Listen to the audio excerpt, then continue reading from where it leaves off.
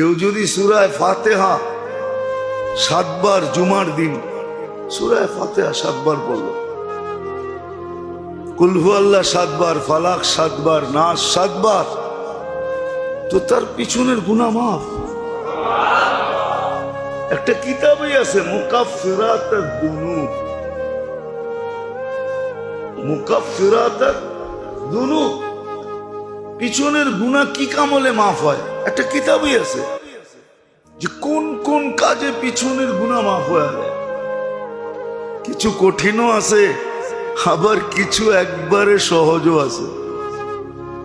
একবারে সহজ দেখাই, কষ্টদায়ক একটা সুইও যদি রাস্তার থেকে সরায় দিল তো পিছনের গুনাহ মাফ।